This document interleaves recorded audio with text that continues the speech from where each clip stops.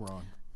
Welcome back to the Art and Business of Writing podcast, where we help writers write efficiently and market effectively. I'm Kayla Thomas, and I'm here with my co-host, Chris Jones. Hey, Chris, how are you doing this week?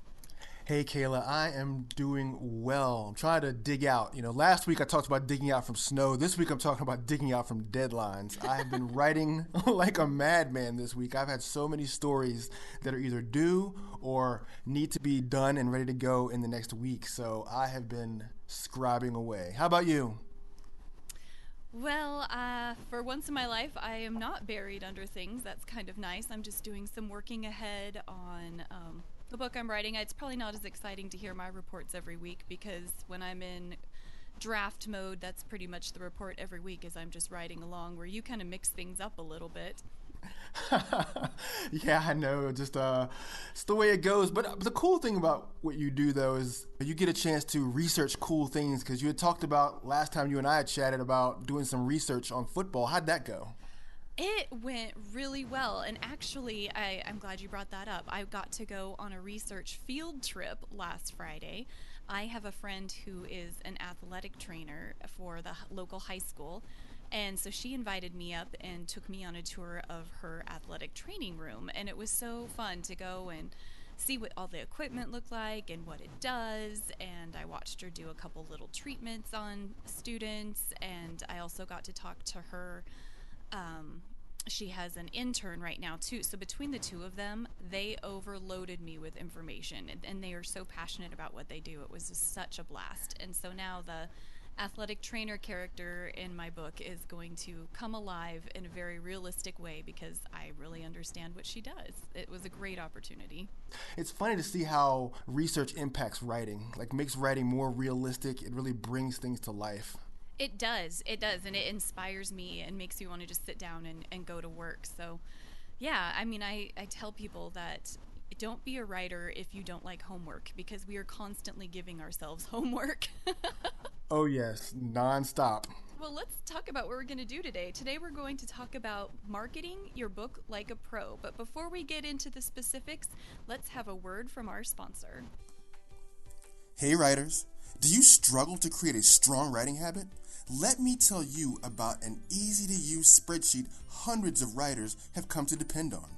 With the Writing and Revision Tracker, you simply enter the amount of words you've written or pages you've revised at the end of each day, and it will automatically calculate your daily, weekly, monthly, and annual totals for up to 8 projects. Set monthly goals and watch the colorful graphs grow.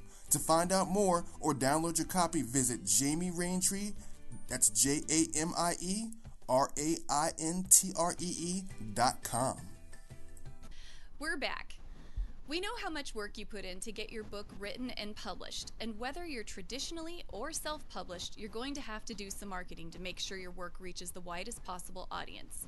Chris and I have assembled a list of ideas that we've personally tried and will share with you their level of success for each of us. We want to get your wheels turning on options that might be a good fit for your marketing plan. As we go along, we'll also share what kind of marketing ideas we are planning for our work in 2017. Does that sound good, Chris? Are you ready to get started? Dude, I am pumped to talk about marketing. Awesome. Yes, this is totally in your wheelhouse. In fact, this episode was your idea. I know. I love the business side of writing. I mean, because there's so many good writers and people write well, but the marketing part is what really gets writers to clam up and they get nervous. So this is a great opportunity for them to jump in, listen, and apply some really easy and fun marketing tips to hit the ground running, like you said. Yes, exactly. It can be intimidating, so that's why I'm making the caveat of saying don't try to do everything at once. Just pick one thing and see how it goes for you to start out with. So we're going to start with Facebook ads. This is something I've been working on for the last year or so. I've been playing with them off and on. I don't know if a lot of people know this, but Facebook has become kind of a pay-to-play environment. Not everyone is going to see what you post on your business Facebook page. Facebook has algorithms and things, so just because you posted it there and somebody likes your page doesn't mean that they're going to see your post. So to ensure that you're reaching a wide audience, doing a Facebook ad is your next best bet. So What I've done for Facebook ads is used them when I have a book on sale or if I have a book that I'm giving away over on Amazon. And I'm getting better at it. With each ad, I'm getting better at it. I listen to podcasts that talk about it. I mean, there's so many buttons to push and things to click that learning how to target your market or your audience is really the key, and it takes a lot of practice. And some people throw hundreds of dollars at it, and I don't have that kind of money. I've just been kind of going slowly along. But if, for example, I'll use my latest one for example.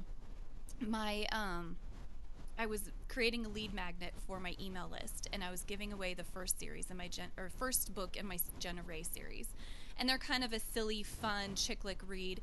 And so I realized that she was kind of similar, those books were kind of similar in tone to what Janet Ivanovich writes. So I targeted people who like Janet Ivanovich. And so that was easier. That's probably my most successful Facebook ad to date. And it was great for building my email list. And it sent people to my website. So, just learning little tricks like that is really helpful with Facebook, but just remember there's still a lot of trial and error, and I personally am still refining. How about you, Chris? Do you use Facebook ads? I have done Facebook ads in the past, to varying degrees of success. I find that Facebook ads, the best part about a Facebook ad is that it has that integration to Instagram, because Facebook owns Instagram. So when you're using your Facebook ads, they will show up on Instagram. And the way you do that is you have to use Facebook's Power Editor. You have to set up the Instagram through Facebook's Power Editor. So you just type, if you want to Google search it, just Google search, Facebook Power Editor, and you'll get an interface, and it'll help you set up your Facebook ad, and it'll help you set up your Instagram side. And so what it does is they run simultaneously. So if you've got a growing audience on Instagram, they'll see the ad that you have for Facebook and be able to click through. When I first started selling my book, I did a free version towards the end, and I tried some Facebook ads, and I didn't have any degree of success with it. But I know a lot of people who have had lots of degrees of success, and maybe it's because it's one of those things, like you said, it's all trial and error. It's either how much you spend, or it's based on who you target or how much you're targeting these people. So my experience is a little bit different, but I'm not afraid to try it again. I'm not afraid to invest more money into Facebook, because I still think that Facebook offers prime real estate in the social market world. Oh, for sure. I will definitely be doing more Facebook ads this spring as I put out my new book. That's definitely in my toolbox for marketing. Yeah, and what I've heard, and something I have heard that is successful with Facebook on the advertising side is the video. I have heard a lot of great things about people who have used video as their sponsored content. Me too, and I haven't played with it too much. I think I did one silly little video on my page, but that was, I wasn't really marketing anything. I was just trying it out to see if anybody was listening. Back to me pushing buttons and seeing what happens. But yeah, I think if you have a plan for it, I think it can be pretty successful. Now, when you set your Facebook ads, how did you set them to be successful? What were some of the things that you played with, or some of the settings that you tried? The biggest change that I did this last time was realizing there's some drop-down boxes, and you can do searches for people who like Janet Ivanovich, for example, like I was talking about earlier. And so I used them as kind of a target market. So I clicked that, and so basically it shows up in their feed going, if you like Stephanie Plum, you will like Jenna Ray, sort of a deal, and grab their attention. And then narrowing down, they have kind of a neat little, a barometer on the side that will show you how broad your selections are. And you want to narrow that down quite a bit. Otherwise, it's one of those things is you can't speak to everybody, or you're speaking to nobody. And so you want to watch that barometer as you make your choices, but choosing things like readers of chick lit, romance readers, people who, if you're doing a giveaway for an ebook, for example, you would narrow it down to people who enjoy reading on Kindle, or people who enjoy reading ebooks, that kind of thing. Does that help answer your question? Yeah, because I think for people who are listening, it adds a lot of value, because like you said, if you're targeting everybody, you get nobody. So being able to think about comparing your book to like authors and people who like a certain genre is a big helpful tip. Yeah, exactly. Where your book would be more, targeting people who are learning to set up their writing business and things like that. It would be a completely different market than what I would be going after. Right. Exactly. All right, so after Facebook ads, we have email lists. And I'm sure a lot of you have heard people talk about the email lists. Every podcast, every blog, everyone talks about them, but there's a reason. It's because they are so important. The people on your email list are your go to people. They're ready and waiting when you have new work, and they are always good to give you a bump in sales, especially at the beginning, which the further you get into the writing world, you'll discover that boosts you up in the Amazon rankings and giving you more exposure. It's kind of a big cycle. So building your email list is crucial, and I have been working on it since fall of 2014, and it's been a very slow process.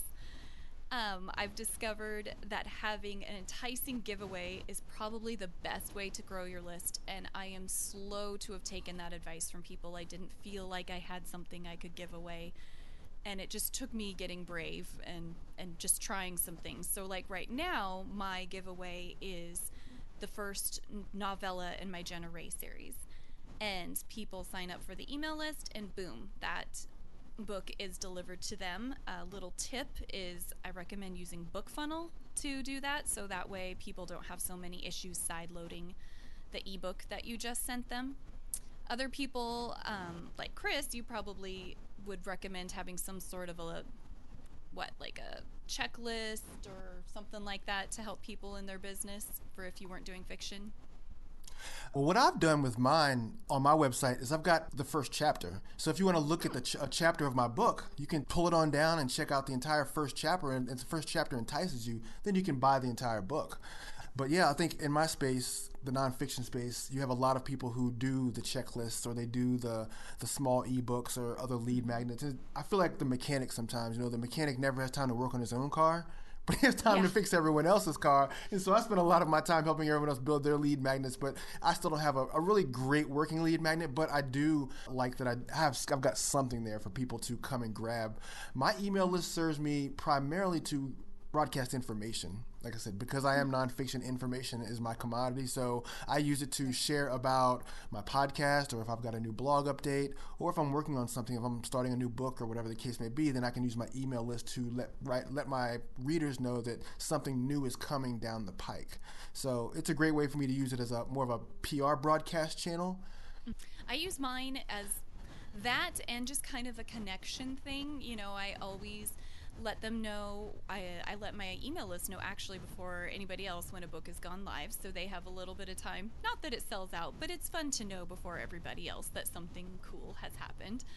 I use it to let them know when I'm going to be having live events, so they can put that on their calendar.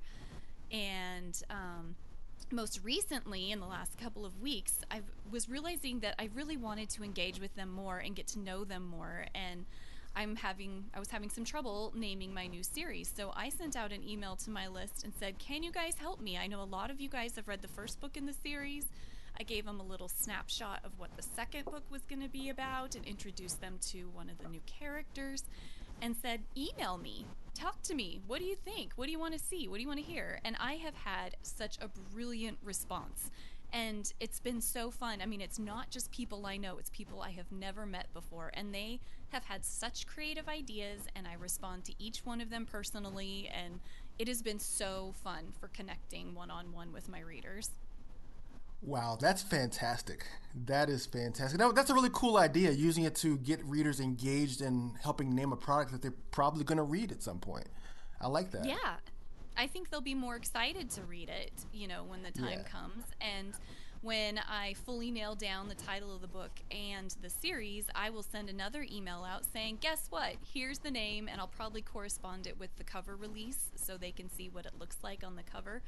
And if it's okay with the person or people who gave me the suggestions, I'm going to name them and thank them personally for helping me come up with it. So I'm pretty tickled about what just went down in the last week. Yeah, I can hear it in your voice. I can totally hear it in your voice. And the challenge, with email is building that list. Like you said, it's an exercise in patience. It's not going to happen overnight. It's going to take a lot of time and a lot of patience, a lot of networking, a lot of connecting with people. But it's like you said also, you have to give people something in exchange for that email address. Don't go and just arbitrarily just put people's email addresses into your email list. They don't like that very much. So make sure that No. you give them make sure that you give them some value in exchange for that email address. So whether it's a chapter of a book, whether it's an entire book in a series, which is really cool that you're doing that, whether it's some other value-added proposition, think about ways that you can entice people to join your email list. You can't go And you wrong and there. you talked and you talked about book funnel. Can you just briefly and quickly talk about really how that works? Oh, sure. Yeah. So I just learned about BookFunnel this fall. I think it's a relatively new thing. And again, I'm not affiliated with BookFunnel in any way. It's just a service I really enjoy. What they do is you can upload your book that you want to give away to their website. And I think there's different levels of things you can do, but it's really inexpensive. For $20 a year, I'm pretty sure that's what I signed up for. $20 a year, you can give away 500 books per month, ebooks, which is quite a few, at least at my age and stage of the game. If you are having a massive following and you think thousands are going to go out, you would buy a bigger package. But for me, this is perfect. And you then set that up into your autoresponder series. There will be a link to the BookFunnel site with your book, and they will walk the people through step by step. Do you want to read this on your Kindle or your iPad or in an iBook format, or so all the different possible formats? They have the option, and then you click the one you want, and then they walk the person through how to download it onto their device. And they make it super simple. Before, I tried to, just an example, is a couple years ago for Christmas, I tried to give my email list a Christmas themed book I had written, and I just put a link to it and into Dropbox. I think it shared it and then said, just download it and put it on your stuff. Oh my goodness. So many people could not figure out how to do it, and I spent so much time trying to walk people through how to get the book. It was a nightmare. And this takes that out of it. At BookFunnel, if someone's having trouble, they ask BookFunnel how to do it. And then BookFunnel helps them with their problem. Wow, that's a fantastic service. It is a fantastic service and so reasonably priced. So I recommend anyone, and it wouldn't even just have to be a book. It looked like you could put, PDFs and things up there too. So if you were giving someone a worksheet, or I know different businesses give out different things, I still think it's a valid way to get it into the hands of your subscribers. Nice. And we'll definitely put the link to BookFunnel in the show notes so you guys can check it out for yourself. Moving on, we have book promo sites. An example, like the best known example I know of is BookBub. Have you heard of BookBub, Chris? I have not. You have not. Okay, so it might be more of a fiction thing, but BookBub is the granddaddy of them. The idea is that you get on there, you have to apply and pay to do it, and it can be quite expensive, but they have a massive email list that goes out to all kinds of readers, and they are telling people about books that are on sale, usually for 99 cents or free. And I have heard that people are made off of BookBub sometimes if they can get their books onto there. And there are other smaller sites like BookBub that have easier criteria for getting in and are less expensive for getting in, but the idea is that your book is on special and it gets broadcast out to, up to thousands of people depending on the site that you're using. And I will be honest, BookBub is something I want to do. I'm hoping I can do BookBub when my second book in the series comes out, because you have to have a certain amount of reviews and different things, so you have to be strategic with it. But that is kind of like my dream thing right now. I used a site with my first book called Buck Books when they had first come out, and I had it on sale, or maybe I was giving it away. I can't remember. It's been a couple years now. But I gave away thousands of my book. It was amazing how many I gave away. And over time, just because people download your book today doesn't mean they're going to read it today. They may find it a year from now in their Kindle and go, oh, yeah, I forgot I had that. But over time, that resulted in a lot more reviews for my book, which of course Amazon likes and helps you with the algorithms and all of those things. So I don't know how it works, if there's as many opportunities for this for nonfiction, but definitely if you're writing fiction, you should be looking out for these kinds of sites. You do need to be careful. There can be some pretty scammy ones. So you don't want to end up being with one of those, because that can get you in trouble as well. But if you do your research, you can find some that are worth using, and maybe just look for reviews on them and ask around on social media to see what other people know about them. If nobody knows about them, then it might not be a great idea, but you can definitely find out. There's some hidden gems, out there. And if you Buck Books had just started when I first did mine, so they were really new back then. So anyway, that can be pretty helpful as well in the fiction side. And was Buck Books an expensive start, or was it reasonable? It was free. As if I recall, it's free. I don't know if it still is or not, but at the time it was free. And that was perfect for me. Yeah. Well, it's like you said, it led to the Amazon reviews, which is really like the holy grail of being on Amazon, is that you want to get those reviews, because then those reviews start to boost your rating up and get you higher up in the rankings. Definitely. And not everyone who reads your book is going to leave a review. So back to that kind of compound effect of, you need more people reading your book so that you have more, the odds are you will get more reviews. Right on. Right. So then we come to blogging on your site and others. So for me, I have kind of mixed feelings about this, and it could be because I'm in the fiction world.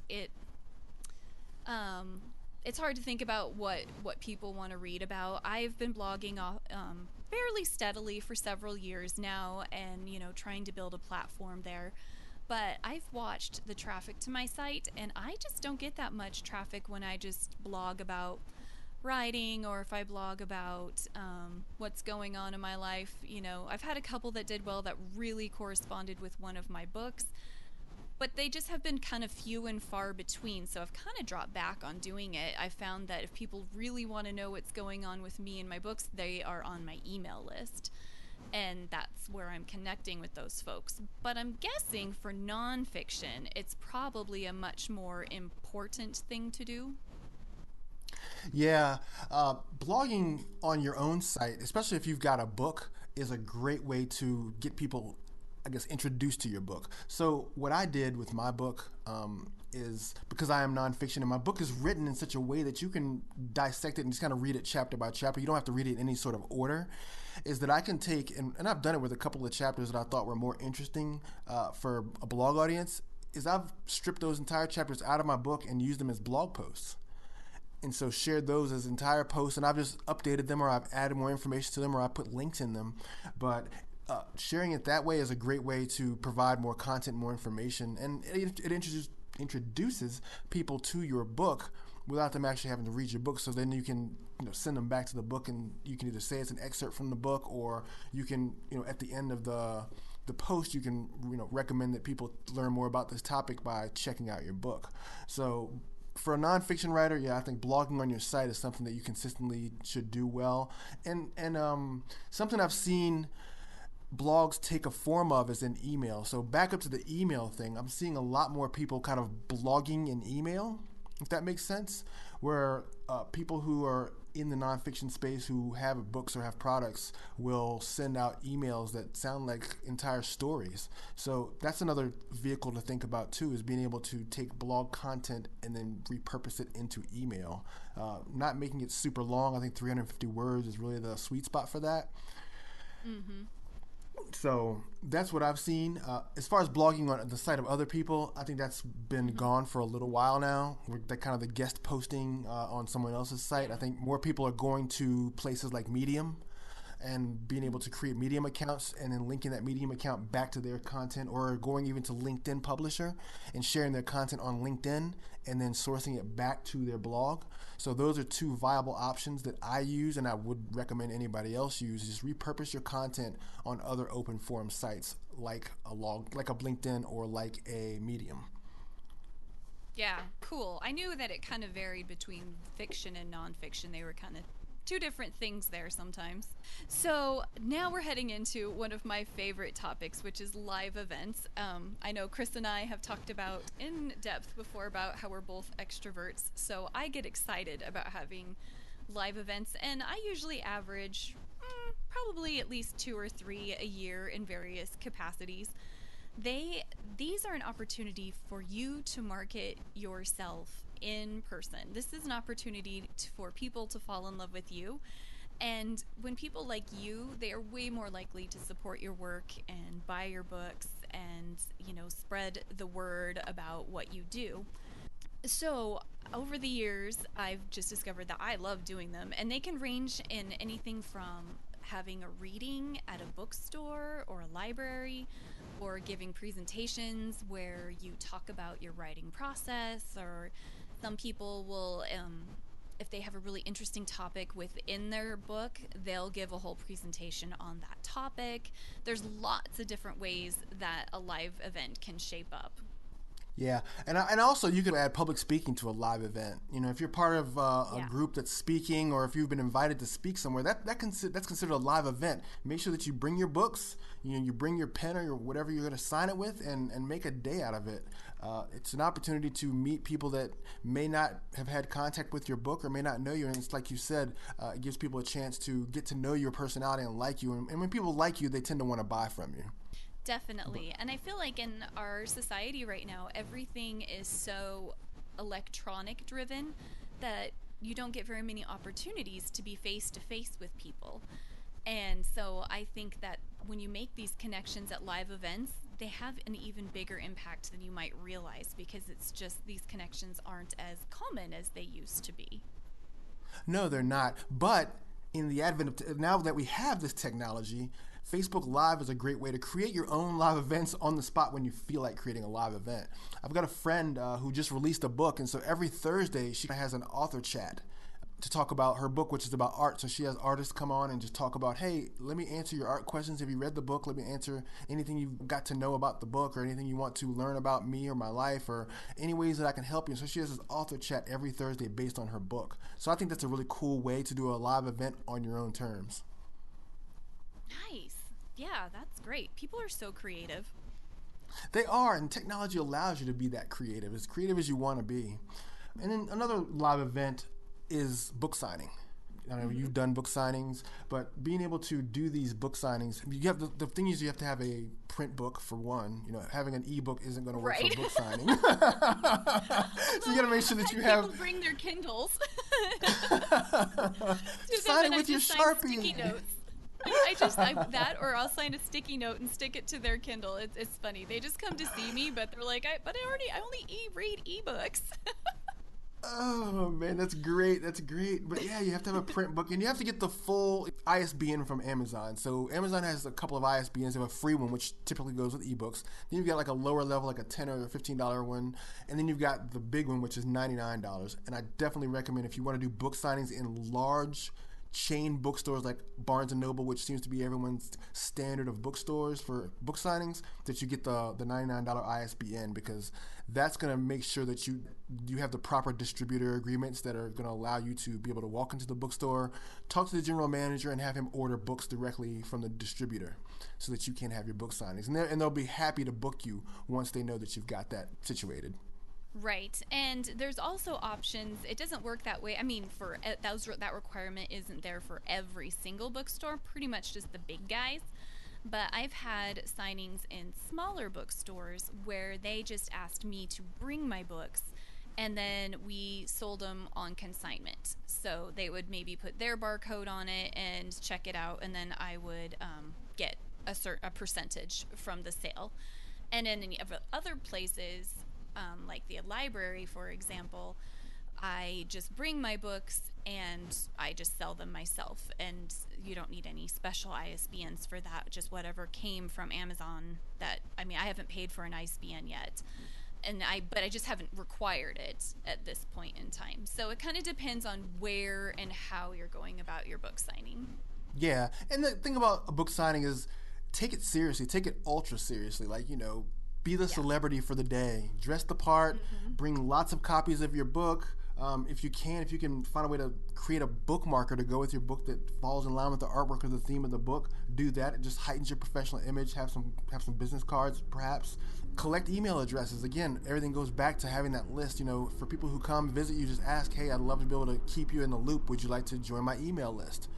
And then get a meter board. And what a meter board is, it's one of those standing boards. It's about 6 feet tall. It's like it's a display. If you can get some professional photography of yourself or your artwork, put that on there and then put it on the perimeters of your table. They don't cost a lot of money. You can probably get them, under $100, but totally they look amazing. I watched an author do that at my book festival last year. Just put them up. Looked phenomenal, and people flocked to his table because he looked so much more professional than the people who didn't have artwork out and and who didn't have a really truly great display. So take the time to do it right. Get some, when people come to your table, sign their books, be pleasant, and make sure that you take lots of great photos, post things on social media, tag people, have people tag you back. Just social proof is social capital, and that's something that looks really good when you're trying to work your way up the book ranks. Definitely. And that display that you're talking about, there might be people that are coming into the store or the location where you're set up without specifically coming for that purpose of seeing you or buying your book, but it will draw their attention and draw them in. And so you might get some extra attention that way by having your presence so well marked. Yeah, absolutely. And another, form of live events, you can have them be digital or live, is the book release party. And this is where you could do it on Facebook or you could do it live. Have you had a book release party yet, Chris? Oh, have I? I wasn't invited. Dude, people love an excuse to party. I'm one of those people, and I really had a good time at my book release party. So I created a Facebook event, and I just invited 90 people in my immediate area who I was friends with on Facebook, who were acquainted with me or in some way were interested in my book. And I sent it out, and I think I had like 50 or 55 people return that, and they showed up, and we just had a blast. I catered it, had food there, had music. I signed books, I took pictures, I collected email address, so now these people are on my list forever and ever. And, I spoke, and it was just a really, really good time, and people just love it because people love writers. I don't know what it is, but when someone meets an author, it's a lot different than anybody else they meet because there's something about I know an author that sounds so much different than, hey, I know a designer, or hey, I know an editor. But when someone is an author, people I don't know, there's a stigma that people just get excited about that. So people wanted to flock around and hang out. And so it was just a really good time. So I'm a big advocate of, hey, anytime you release a book, have a party with it, give away swag. I had some really, really cool door prizes that I gave away that were very book and productivity theme, because my book has a lot to do with productivity as a writer. So there were book and productivity themes. So these really nice hardbound journals and coffee mugs that were really, really cool that changed color with temperature. So just a lot of really fun stuff. Yeah, I'm so totally coming to your next party. Yeah, you gotta be there. So a lot of fun things you can do at the book party. But if you're a fiction author, and you've got some sort of theme, you got some sort of character, theme out your party. Make it a date. Make it fun. Make it exciting. Make it like an amusement park. Definitely. I haven't had a full-on live release party, but I'm about to. Yeah, see, so for your next book, you can have real live football players there maybe. And tackle people. Thank you for coming. Actually, I live in a university town, so I might be able to get some football players down there. That would be pretty awesome.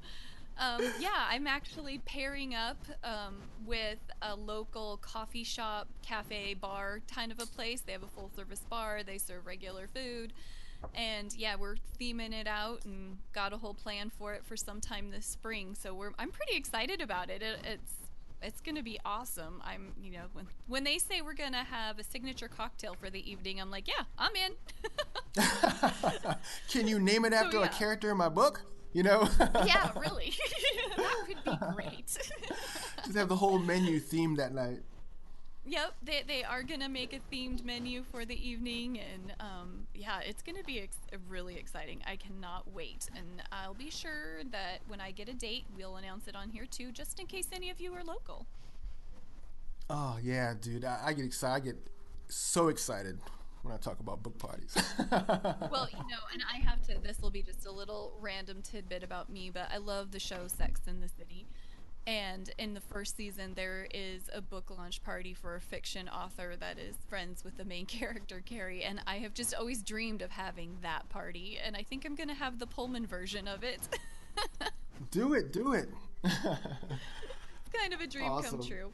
But if you're not a party animal like me and Chris, you could do something a little bit tamer. You could have a Facebook launch party. And I've actually done this with other authors, and they will invite people invite all kinds of Facebook people, but it won't be just them. They'll invite guests to the party that will also they may write similar books, and so everybody's there to mostly celebrate the release of the main author's party, but other authors will be there too with similar books, and people have opportunity to win books at the party.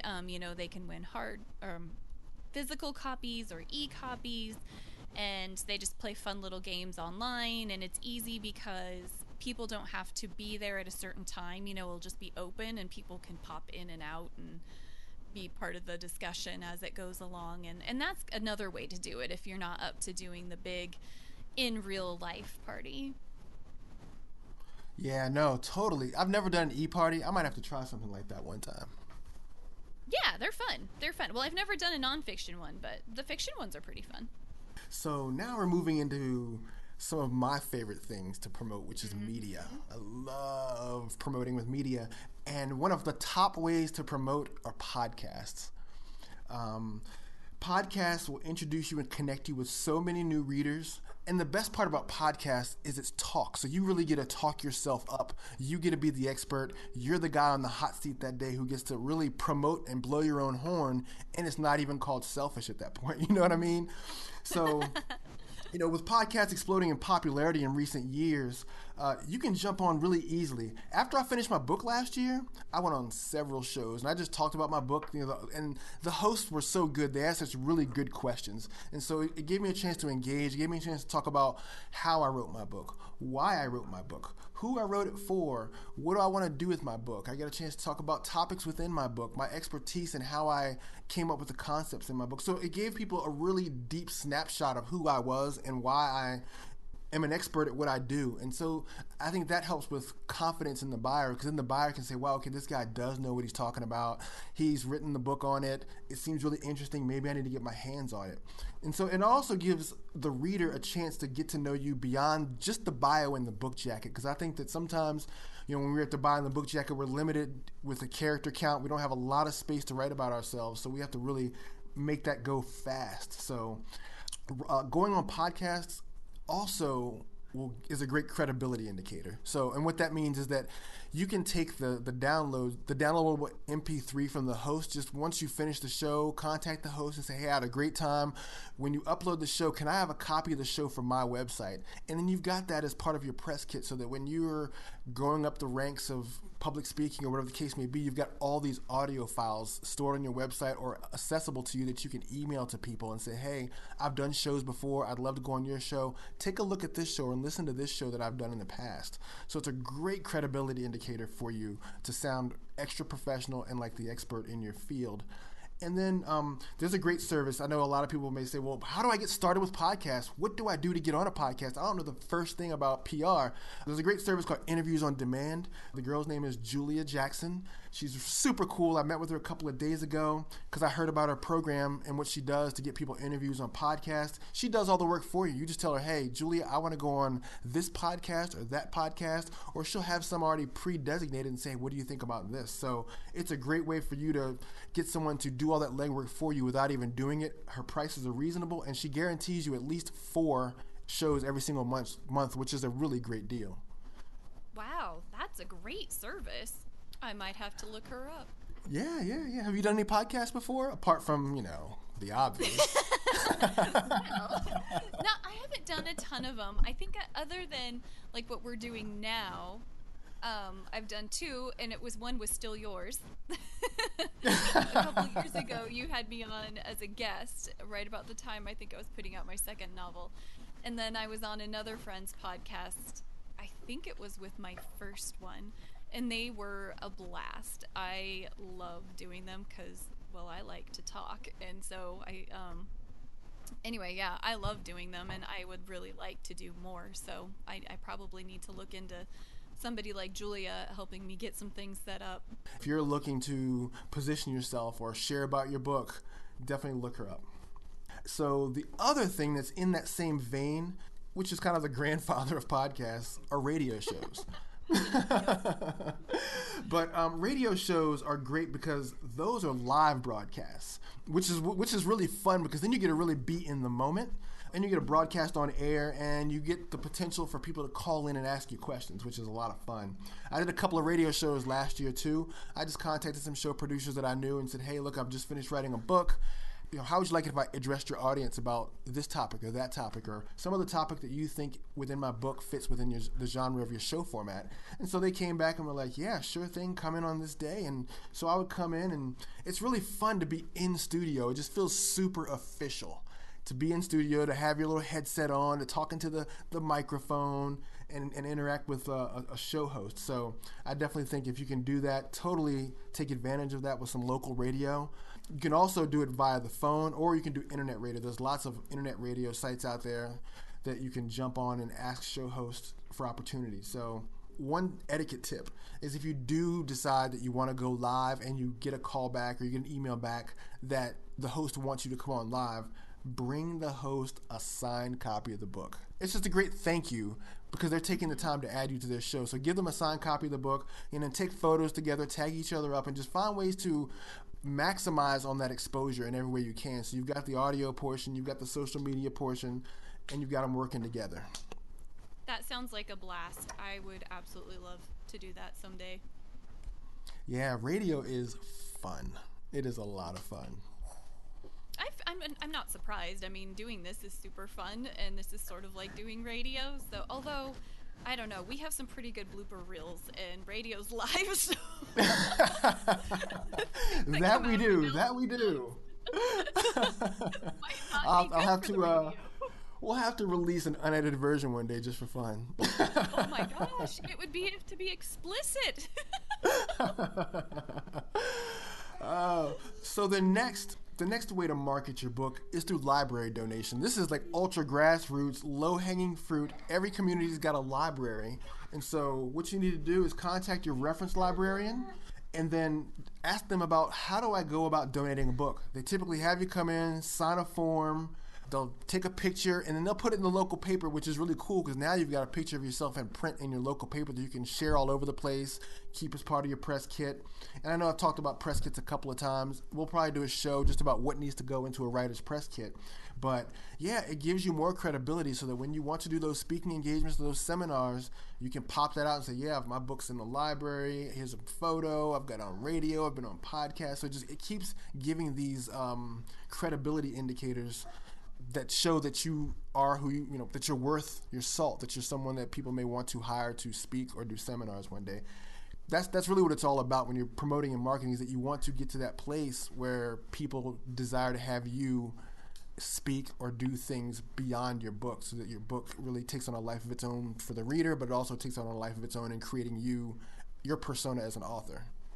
Yeah, and I've done this with my local library too, and it actually spurred into being invited to come do some live events there, which was really exciting. They really love to support their local authors, and so when I brought a book down and said, hi, would you like to have this on the shelf? And they're like, yeah, sure, and hi, would you like to come speak?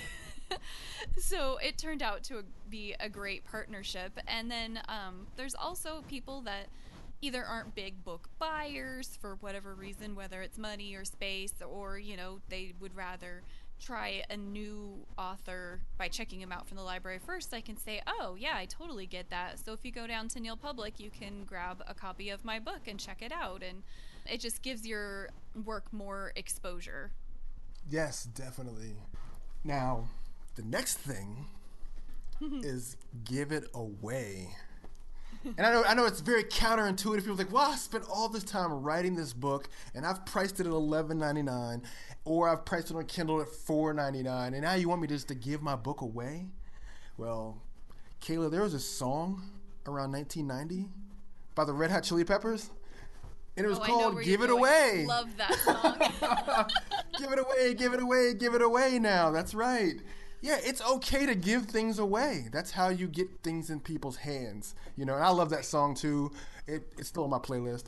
But order extra books, sign them, give them away. Send copies to book bloggers. If you can locate book bloggers, and that's research that you do as you write your book. While you're writing your book, you're still doing this marketing research so that you have it ready to go when your book is released. But find book bloggers who fit your genre, or find book editors who review books within your genre, or meet with people who are influencers who can help you book speaking engagements down the road to talk about whatever your expertise is. But give copies to those people who have influence, people who have status, who can help you promote your book. It is A-okay to give those bad boys away. And then when you go to speaking events, be sure to contest them out. And again, using the email listing, hey, sign up for my email list and I'll add you as a person who gets to be a part of this raffle for a free book at the end of the seminar or the end of the speaking engagement. And you have a few lucky winners, but again, you're collecting email addresses, you're giving away books in exchange for those email addresses, or an opportunity to win a book in exchange for that email addresses. But now you've got a warm list for just a few copies of the book. Definitely. Giveaways are awesome. I sometimes will have little contests on my Facebook page. Just random little, tell me about this and you'll be entered in to win a book. And sometimes it's an ebook, sometimes it's a physical book. It kind of just depends on the day and my mood. And I've also, I mentioned earlier the author parties that I've been a part of on Facebook. People will win copies of my books there as well. And another thing I discovered is a great way to give away your books is to watch for local fundraising events. For example, my daughter's school has a big spaghetti feed to raise money for 5th grade camp. And at that spaghetti feed, there's a silent auction. And so they are always looking for donations from the community to make these big gift baskets. So this year I put some of my books in the gift baskets. And I've done that at other businesses around town, and so it gets my name out there. It helps the business raise money or the project to raise money, and it's a great way to help you both out. And there's also the great Amazon giveaway, or having some free days for your ebooks. Have you done that at all, Chris? I've done the giveaway, and it's worked a little for me, but I didn't put the time into it that I probably should have. But I know that you've done a really good job with that. Can you talk a little more about it? Yes. So I think I mentioned it a little bit earlier when I talked about doing the Buck Books things, and you don't have to be part of a book promotion service to do this. You could just do this on your own. But you can price your book for free for so many days. If you're in Amazon Select, you can have so many free days for a book every 90-day cycle. And if you promote that, that's a great time to use a Facebook ad and really promote that your book is free. You can give away hundreds of copies, if not more. I mean, I've had it do hundreds. Some people do thousands. But it gets your book into people's hands. And like I said, they may not read it right away, but down the road they might, and then they leave a review, and you gradually grow reviews. They also, if you're putting information for people to sign up for your newsletter in the front matter and the back matter of your book, then they may join your mailing list after reading your book. And so it's a great way to just bring them into your world. And then leave more reviews. And as the more that they download during that period, it launches you up the Amazon free charts, which then puts your book in front of more people. And it's that whole cycle I keep mentioning of the Amazon algorithms. But having some free days is definitely a great move, I think, for helping promote your book. Oh, yeah. No, any way that you can get books into the right hands, you have to be willing to do that. You have to be willing to take whatever, risk that is. All right. And lastly is contributing to publications. This is definitely a nonfiction thing. I'm not sure that many fiction authors can take advantage of this. They may be able to with anthologies, but for the nonfiction writer, being able to look at your book and decide how newsworthy is my content. Can I write expert pieces either in my local paper, local magazine, regional magazines, news publications online or other blogs, or even go on radio shows based on specific topics? So let's say hypothetically you wrote a book about a topic circulating in the mainstream. Maybe you wrote a political book. Maybe you wrote an environmental book or a book on economics. Any of those mainstream hot button topics that are always kind of incubating and swirling out and you see them trending on Facebook. If you've written anything about that, contact somebody in your news community and say, hey, look, I recently wrote a book on how to balance a budget, and they're talking about cutting spending on X, Y, and Z. That's one of my fortes. I understand that part of economics. I'd love to write a piece about it, or I'd love to be interviewed as an expert to talk about, how important that is on a national and a local level. So looking for ways to tie your book into mainstream media is a great way to get you exposure as well. As an expert, and then people invariably are going to want to look at your book or buy your book or consider what you have. So finding ways to tie in is a great way to go. I'm a radio host also, and so one thing I love is when I can find a guest who can do that. I'm always looking to bridge gaps. So if I hear about a trending topic, I'm always got my wheels turning. I'm always thinking, who can I find? Who's available? Who are the experts out there? So be that person. Learn to understand the newsworthiness of your book and tie it together with something that's trending. That sounds awesome. I could see where that could be very useful. Yeah. I mean, apart from just maybe anthologies, is there any way that tip can work in the fiction sphere, you think? Well, I was mulling it over as you went along, and, I think, obviously I haven't done it, but I think there's a way to do anything. And if you are covering, if your book has a sensitive topic or, like you say, a top of mind topic, even though it's fiction, it can still address an issue. So you might be able to kind of, put it out there and align it with some topics that are going on. It would take some thinking, but I totally think it would be possible. Yeah, these are just some of the ways that you can really take a leap. They're very grassroots. These topics that we talked about with you guys today are very grassroots, very easy to start, easy to do, very low cost. I mean, in some cases, a lot of the stuff that we talked about were free things you can do and get moving right now. So, did you have any additional thoughts, Kayla, that you wanted to share with our audience before we come in for a landing and sign off? No, I just hope that those of you listening will take a chance and give one or two of these things a try, and we'd love to hear about it. Absolutely. So be sure to check out the show notes from this week. All the links for the tools that we mentioned will be in the show notes, along with a recap of the show. And if you'd like to talk to me directly about the nonfiction sphere and how that works and how to promote as a nonfiction author, you can find me at chris@readywritelaunch.com, right on the website too, through the contact form. I'm on Twitter at Chris Jones Inc. And Kayla, how can they find you to talk to you about how to market as a fiction author? They can find me at my website at kayladaunthomas.com, and I'm also on Twitter at kayladauntwrites. All right, so happy marketing. I hope you guys are excited. Would love to hear what you're about to implement, what you're going to start, and how it works for you. So until next time, write well.